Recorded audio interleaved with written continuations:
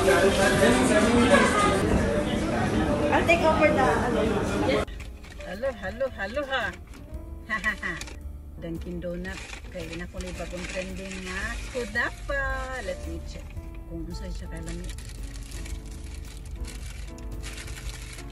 So mali siya ang kunafa Dunkin Donut. Ano ba kami sa Pinas?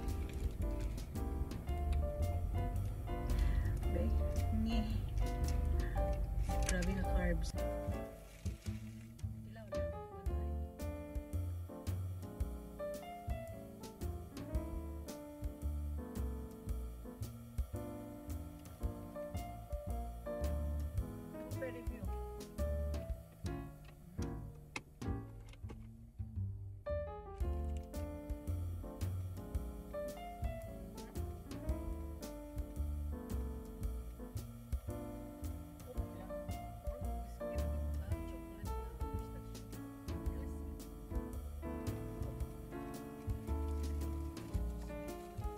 Not good, but it's kunafa steak.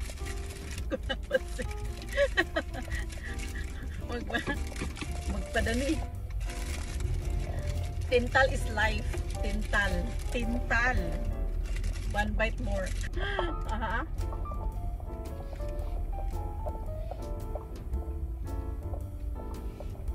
Actually, mas baga ang ano, mas baga ang tinapay kaysa kunafa nga dapat nice feeling sa ilalong bitaw.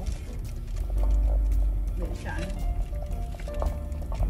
Di siya yung mapili mo nga nag-melt ang palaman like damian pa ng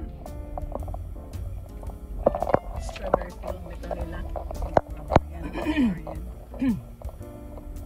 Pero this one chocolate lang normal. I don't. Sorry.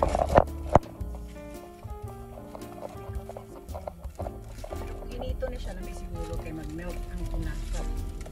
Oh, 9 dirhams. This is sa Philippines. 100 ka Pino. 150 isa. Mari, kaon ikaw kaon. Sinilig mo pa ka. Gali. Kinagi ko na yung masudadan kin. You know what? Nag-email sa ako ang Dunkin na ako i-redeem na birthday gift. Okay. Mag-try na ko din this month. Okay. Okay, application. That nag-appear. Error. Twing. Wala to. That's it. Kunafa. Dunkin Donut. Mas lamig din siya kung init. Para mag-feeling mo ang kunafa. Ang flavor niya kunafa. Malagi mo kalabot sa strawberry cake.